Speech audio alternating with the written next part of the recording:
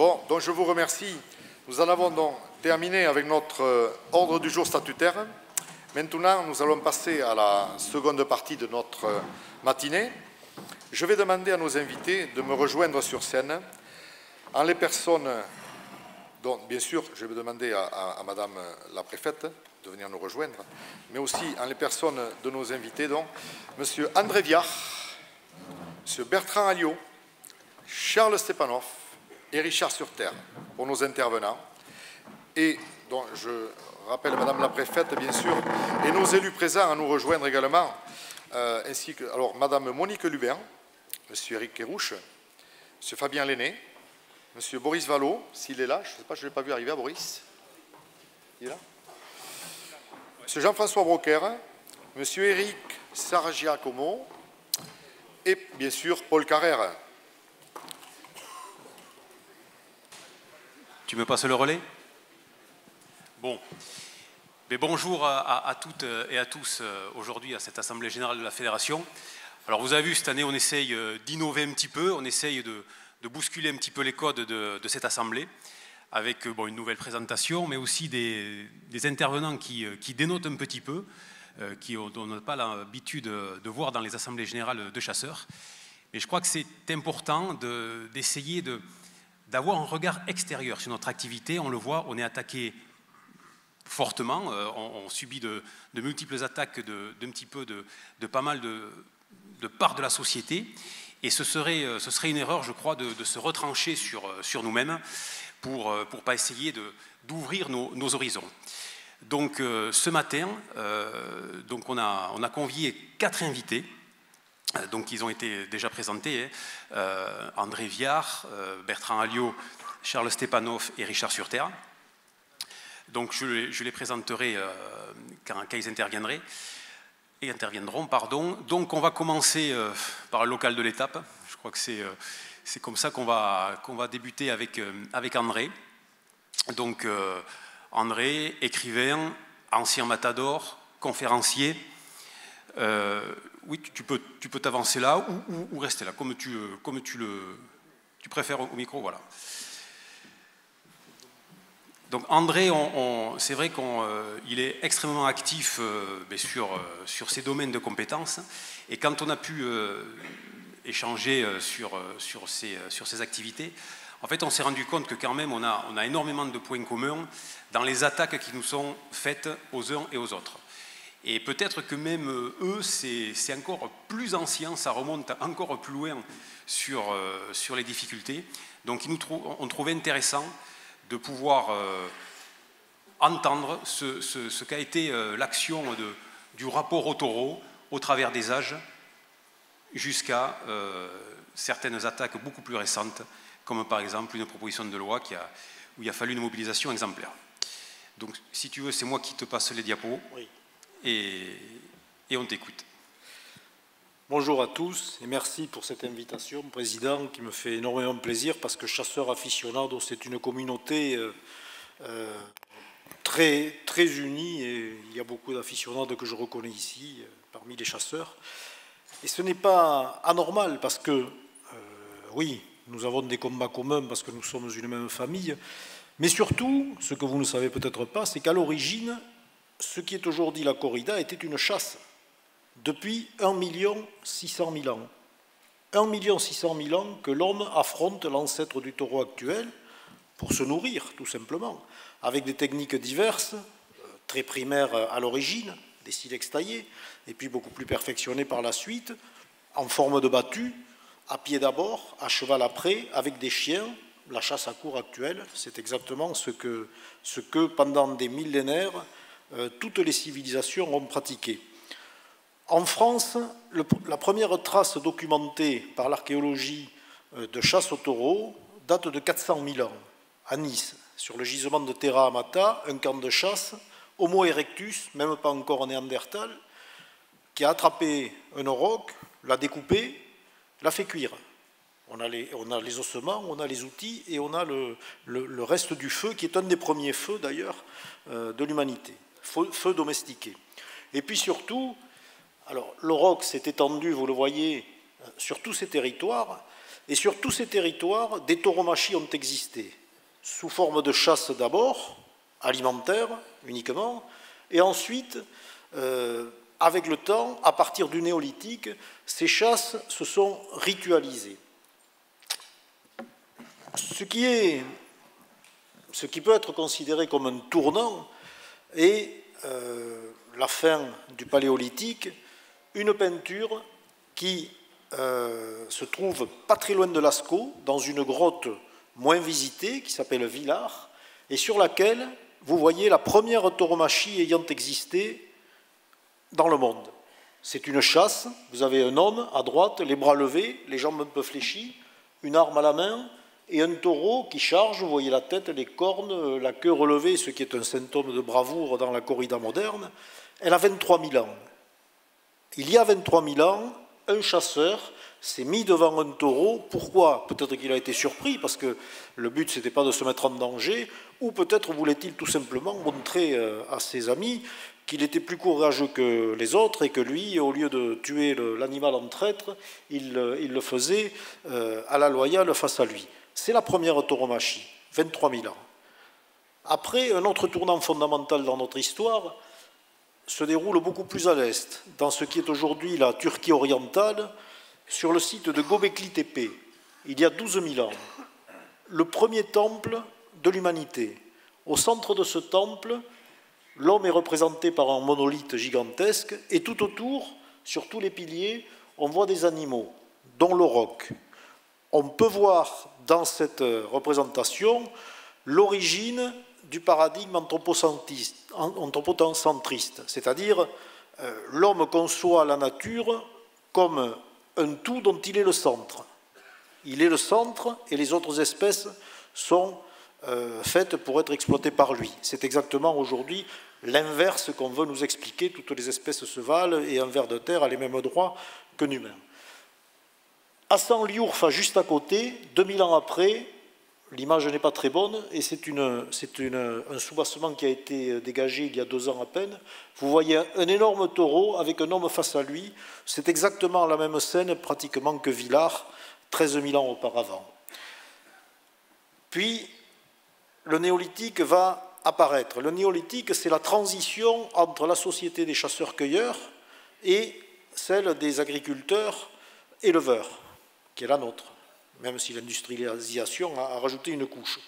À Çatalhöyük, il y a 10 000 ans, apparaît le couple primordial de la civilisation méditerranéenne, c'est-à-dire que l'homme commence à concevoir son monde global et à créer des symboles. Il y a un principe féminin, il y a un principe masculin. Le principe masculin, le féminin, c'est la déesse mère, qu'on va retrouver partout, et le principe masculin, c'est le taureau. Pourquoi? Parce qu'il incarne la force de la nature, il incarne la bravoure, il incarne la fertilité. Donc on le chasse, et vous voyez la reproduction d'une fresque qui date de 10 000 ans, on le chasse, on l'entoure, on le fait courir, c'est pratiquement le premier enciero du monde, ce que vous voyez à Pampelune tous les ans. Après, on le sacrifie, évidemment, et sur le site de Çatalhöyük, vous avez une dizaine de sanctuaires dans lesquels les crânes des taureaux ont été conservés.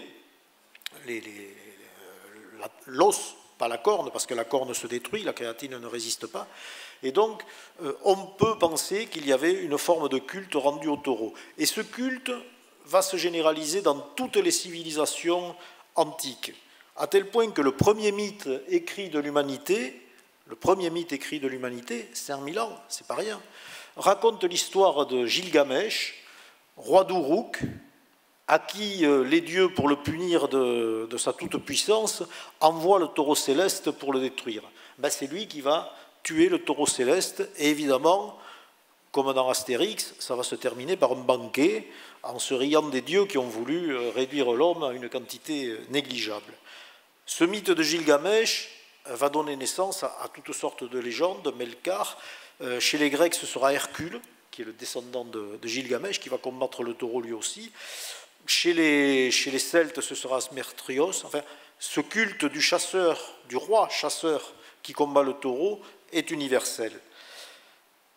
Il y aura ensuite, la civilisation avançant, tous les grands dirigeants de ces civilisations qui vont chasser le taureau, à pied d'abord, puis après, quand on va domestiquer le cheval, à cheval ou depuis des chars. C'est le cas des pharaons. Vous voyez ici Ramsès II, qui poursuit un taureau, un énorme taureau ici,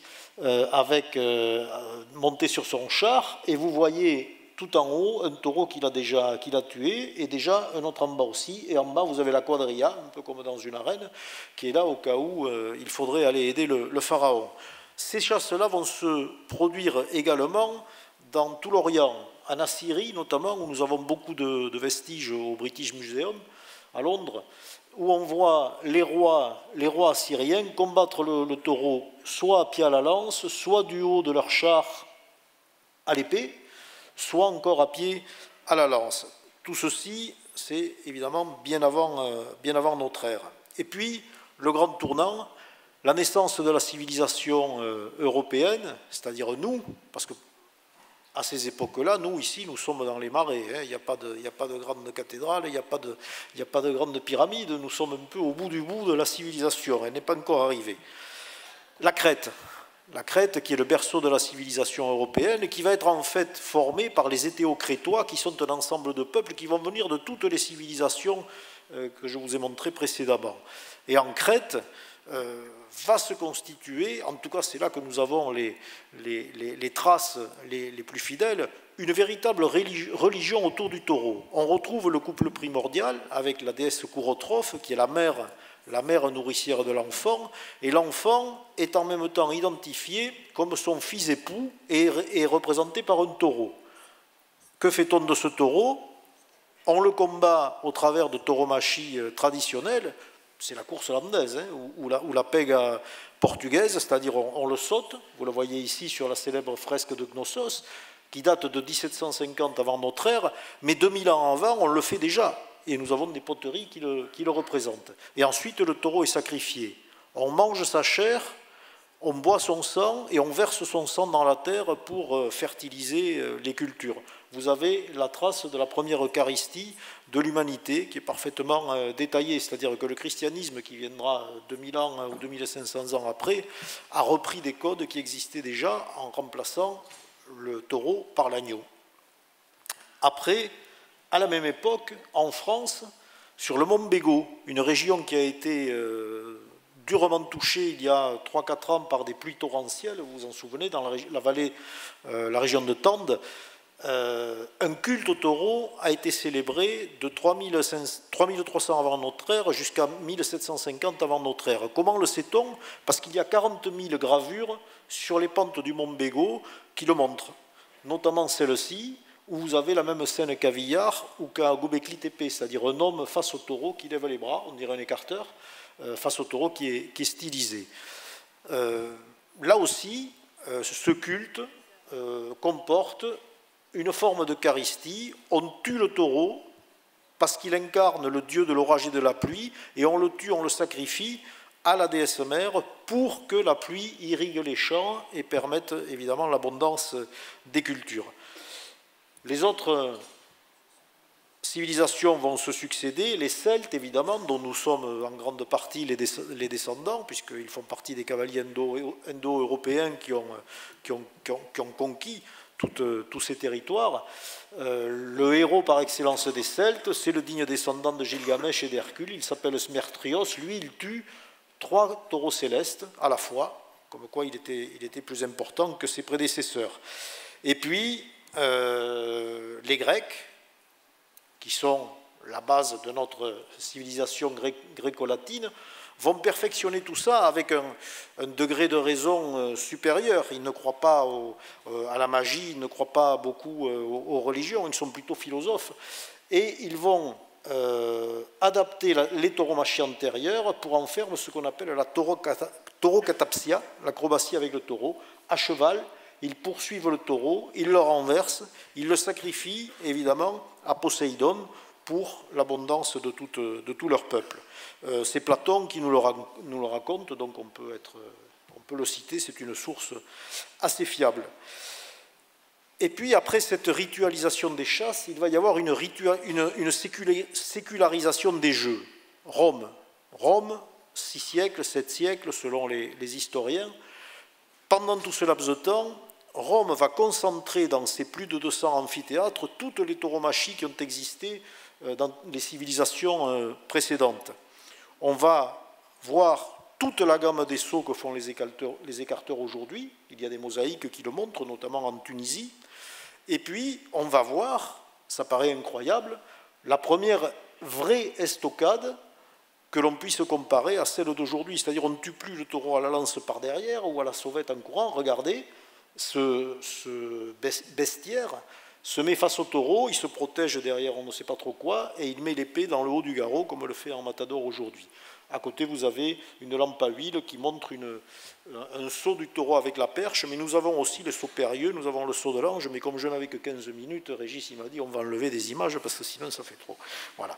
Donc, ceci pour vous montrer qu'on est passé d'une chasse en milieu ouvert à des jeux en milieu fermé. Mais c'est toujours de la chasse, puisque dans les amphithéâtres, on appelle ça les venaciones. Ce n'est pas les combats de gladiateurs, c'est de la chasse, on montre les exploits du chasseur. Et contrairement à ce qu'on peut penser, le public qui vient là ne vient pas là pour voir le sang de l'animal couler ou par une sorte d'esprit morbide, de perversité. Il vient là pour voir le courage de l'homme. Comme aujourd'hui, le public vient dans les arènes aux corridas pour voir le courage du torero. On ne va pas voir une corrida pour voir un animal saigner. C'est une conséquence, ce n'est pas la cause. Donc Rome va faire ces jeux pendant 7 siècles, puis l'Empire va s'écrouler, les jeux vont disparaître, parce que les amphithéâtres vont s'écrouler eux aussi, et tout simplement la tauromachie va redevenir ce qu'elle était, c'est-à-dire une chasse, partout. En France, les Visigoths en Espagne, parce qu'on les a repoussés, et puis les Francs, Clovis. Et ça me fait penser à ce que vous faites avec la vache marine, les chasseurs, vous protégez cette espèce. Clovis, au 5e siècle, va décider qu'il faut protéger le roc parce qu'il s'aperçoit que l'espèce est en train de diminuer. Et donc il va décréter qu'il n'y a que lui qui a le droit de le chasser. C'est un peu égoïste, mais grâce à ça, le roc va continuer à exister assez longtemps. Vous dire que cette chasse était prisée, Théodebert Ier, en 548, un de ses petits-fils est tué à la chasse par un auroch. Alors il chasse à cheval, il ne chasse pas à pied. En 590, Gontran, qui est devenu saint par la suite, un autre petit-fils de Clovis, fait lapider son garde-chasse parce qu'il a laissé son chambellan tuer un auroch qui lui était réservé. C'est-à-dire on ne rigolait pas, à l'époque, les gardes-chasse, ils avaient la vie dure. Bon. Et puis, plus près de nous, si on peut dire, Pépin le Bref, parce qu'il n'était pas grand, a conquis le pouvoir, ou en tout cas l'a consolidé, en tuant devant toute sa cour un taureau et un lion de 2 coups d'épée, peut-être dans ce qui était l'amphithéâtre, les restes de l'amphithéâtre qui est aujourd'hui la reine de Lutèce. Et puis le plus grand de tous, Charlemagne, se vante dans ses mémoires d'avoir reçu un coup de corne d'un auroch dans les Vosges, au mollet, pas très grave, mais il a surtout empêché sa cour de lui remplacer ses habits parce qu'il voulait que sa femme le voie arriver avec le mollet qui saignait pour montrer comment il avait été courageux. C'est un réflexe que les toreros ont encore. Quand ils peuvent marcher, ils gardent le sang dessus parce que, évidemment, ça fait beaucoup plus important.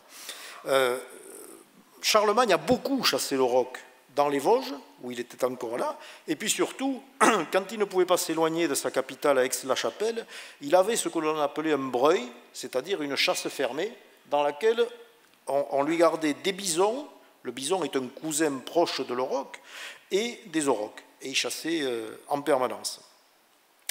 Ça se passait aussi en Arabie, et ça se passait un peu partout.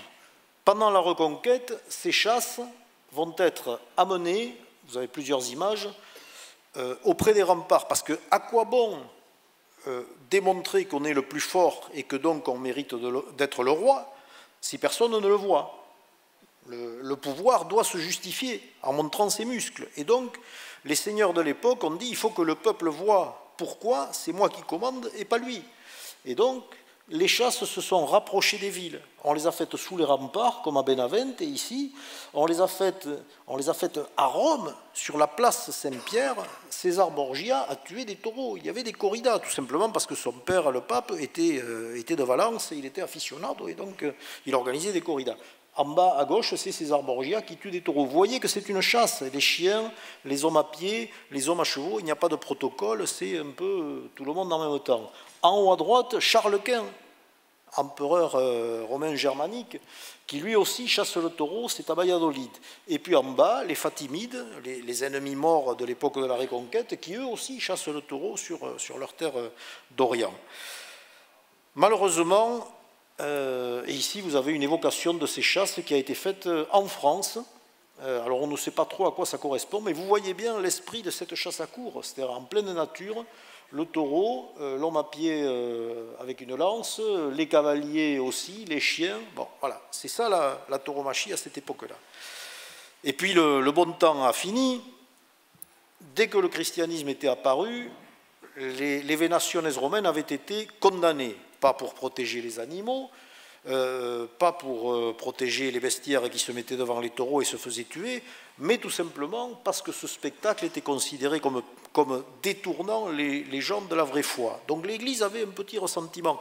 Elle l'a oublié tout le temps de la Reconquête en bénissant les seigneurs qui allaient combattre le taureau, parce que s'ils le combattaient, ils allaient ensuite combattre l'envahisseur, et donc il fallait qu'il soit exemplaire. Et d'ailleurs, le concile de Paris de 829 avait décrit le roi guerrier et chasseur comme le garant de la chrétienté. Donc plus vous tuiez de taureaux, plus vous alliez tuer d'adversaires à la guerre et reconquérir les territoires espagnols.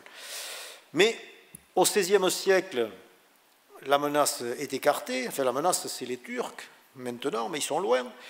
Et donc l'Église va produire deux bulles papales qui vont interdire à son clergé de participer aux jeux taureaux, parce qu'il y avait des curés toreros à l'époque, ou des évêques, et au public d'y assister sous peine d'excommunication. Ça n'empêche pas la noblesse espagnole, vous le voyez ici, ce sont les jardins du Grand Retiro à Madrid, en plein cœur de Madrid, de lâcher des taureaux. Alors il y a toute la cour, il y a le peuple là où il peut se mettre, et puis on chasse en place fermée. La tauromachie, c'est au XVIe siècle et au XVIIe siècle, c'est une chasse en place fermée. En France, on chasse aussi le taureau, et c'est extraordinaire, parce qu'on a trouvé ça dans un fond d'un galeriste, elle était cachée. Henri IV, ici à droite, chasse le taureau, et je vous donne en mille où c'était à l'occasion d'une visite qu'il a faite à son port d'Albret, qui était stratégiquement très important. On l'a bouché depuis, enfin pas on, c'est les Bayonnais, vous savez, qui nous ont détourné l'Adour et qui nous ont volé l'Adour. Je prends à témoin nos élus, il faudrait peut-être réclamer quelque chose des dividendes. Et donc, en venant visiter déjà l'état d'ensablement du port d'Albret, c'est entre... Alors, il y a une discorde entre Messanges et Vieux-Boucau, c'est-à-dire entre Hervé et Pierre Frousteil se disputent la paternité du truc, mais c'est là que Henri IV a chassé la vache marine que Hervé héberge toujours, d'ailleurs, l'été autour de l'étang de Moïsa. Voilà. Donc, en France, on combattait le taureau à la chasse comme habituellement. C'est le dernier roi français à l'avoir fait, et à ma connaissance, aucun président de la République par la suite ne l'a fait non plus, mais bon, on peut toujours espérer. Si nous en avons un dans les Landes un jour, nous le pousserons dans l'arène. Voilà. Après Henri IV, ça a un peu dégénéré. Son fils Louis XIII a essayé d'interdire les corridas, enfin les jeux taurins tels qu'ils se pratiquaient, tout simplement parce que il voulait faire plaisir à l'Église conformément aux bulles. Ça n'a pas marché, Louis XIII. Louis XIV aussi, ça n'a pas marché non plus. Ils ont essayé ils ont voulu punir les Atturins, parce qu'à Aire, on lâchait beaucoup de taureaux, et les Atturins, pour se venger, ont ouvert les portes de la basilique au moment de la messe, et ils ont fait rentrer le taureau dedans. L'évêque s'est réfugié tout en haut de son hôtel. Madame la préfète, vous avez peut-être des archives qui le racontent. Il s'est réfugié tout en haut pour pas être... Bon, ça a évidemment provoqué la colère, mais Louis XIV, ça a dû l'amuser aussi. Louis XV, derrière, a dit, il faudrait arrêter. Personne n'a voulu arrêter, et finalement, c'est le neveu de Richelieu, qui était duc d'Aquitaine, qui a dit, allez, foutez la paix, comme toi tu as bien dit, foutez la paix au peuple d'Armagnac, s'ils veulent s'amuser à se faire tuer par les taureaux, qu'ils se fassent tuer par les taureaux, tant qu'ils ne font pas de fronde, c'est pas très grave. Voilà. Et puis la tauromachie a évolué. un type est arrivé, il s'appelait Manuel Beillon, et au lieu de tuer le taureau à la sauvette ou derrière les cavaliers ou comme il pouvait, il s'est mis face au taureau, comme ça. Il a la cape, il l'a enveloppé sur une banderille, il a attendu le taureau et il a porté le coup d'épée, comme le bestiaire romain que je vous ai montré à l'origine. Ça a été la révolution. Là, on est passé d'une dimension cinégétique à une dimension artistique, parce que si au début on a considéré l'estocade comme révolutionnaire, ce qui était réellement révolutionnaire, c'était l'invention de la moulette qui allait permettre de faire évoluer la tauromachie au travers des passes, ce qui est aujourd'hui le moment principal de la corrida. Et là, on a vu une révolution sociale, c'est très important, parce que alors qu'en France, on allait se lancer dans la révolution assez sanguinaire, la révolution française, qui allait renverser les seigneurs au profit du peuple, en Espagne, la même révolution s'est produite, mais dans les arènes. C'est-à-dire que le peuple a pris la place du seigneur, qui était le héros de la fête chevaleresque, pour le remplacer par le torero à pied. Et le torero à pied, étant issu du peuple, était évidemment plus identifiable pour le peuple que ne l'était le seigneur qui, du haut de son cheval, le contemplait avec toute sa morgue. Donc, cet aspect de la tauromachie est quand même important parce que ça montre une évolution sociologique fondamentale. Et depuis, nous avons eu des attaques. Alors, je vous ai parlé de deux papes. Au XIXe siècle, en Espagne, il y a eu une tentative d'interdiction économique de la part de rois absolutistes. C'était le régime libéral de Godoy, avant que les Français ne viennent les libérer, nos amis espagnols. C'était tout simplement pour optimiser l'espace, et puis parce que quand il y avait des fêtes taurines quelque part, personne ne travaillait. Donc il fallait mettre le peuple au travail. Début du XXe siècle, en Espagne toujours, l'anarchie s'empare de l'Andalousie, ce sont les disciples de Bakounine, ils mettent le feu à tous les cortijos des terratenientes et ils condamnent, au nom du marxisme, ils condamnent la tauromachie qui est considérée comme l'opium du peuple au même titre que la religion. En 1930, un grand philosophe, Miguel de Unamuno, recteur de l'université de Salamanque, un grand penseur du XXe siècle espagnol, marxiste chrétien, c'est-à-dire en avance sur son temps, déclare que les toreros sont victimes des terratenientes qui exploitent leur misère. C'est-à-dire c'est pour sortir de la misère qu'ils vont se faire tuer par le taureau. Pour les toreros, c'est complètement différent. La tauromachie est un ascenseur social, parce qu'effectivement, ils sortent du peuple, mais ils accèdent à un autre statut en jouant leur vie. Et puis, au XXIe siècle, en Espagne, ça ne vous a pas échappé, la corrida, pour Podemos, l'extrême gauche, leur France insoumise, enfin, France insoumise a copié Podemos, hein, c'est dans ce sens. La corrida, c'est du franquisme. Pour les séparatistes catalans et basques, la corrida, c'est l'impérialisme de Madrid. Et puis en Amérique du Sud, pour les tenants de la révolution bolivarienne, la corrida, évidemment, c'est le colonialisme des Espagnols. En France, nous n'avons pas été épargnés. Je vous ai parlé des rois qui ont voulu interdire. Mais en 1850, on a eu un autre type d'attaque. Et là, nous nous rejoignons, les attaques animalistes, purement animalistes. 1850, à la demande de la SPDA, qui est l'ancêtre de la SPA, le duc de Gramont fait voter une loi pour protéger les chevaux de fiacre à Paris, qui étaient maltraités. Évidemment, la SPDA s'engouffre là-dedans pour faire interdire les corridas. Ce qui est curieux, c'est que le duc de Gramont préside les corridas de Bayonne en 1853, en présence d'Eugénie de Montijo. Un siècle de conflits politico-culturels juridiques, avec des épisodes savoureux. 1894, Dax, un taureau s'échappe de l'arène pendant une corrida interdite par le préfet, votre prédécesseur, Madame la préfète, qui a voulu faire appliquer les ordres du ministère de l'Intérieur. Ça ne lui a pas réussi, le taureau s'est échappé et on l'a tué dans ce qui est aujourd'hui la rue du Taureau, en bas des remparts. La troupe a occupé Dax pendant 8 jours quand même après, parce qu'on craignait un soulèvement populaire qui n'a pas eu lieu. Et à Nîmes, la levée des tridents, où tout le peuple des campagnes est allé protester. Et puis, heureusement, 2 députés girondins, en 1951, j'ai fini. 2 députés girondins ont introduit une exception à la loi pénale.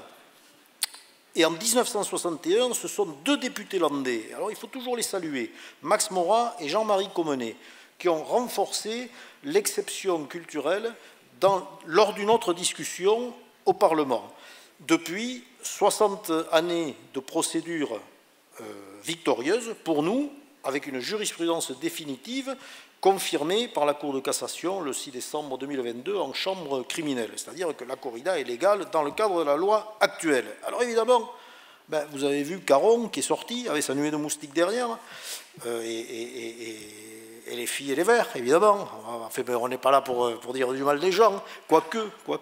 Mais bon, pour tout vous dire, Caron, avec ses moustiques et avec ses insoumis, à côté des papes, des rois, des absolutistes et compagnie, c'était du petit bois quand même. Donc, effectivement,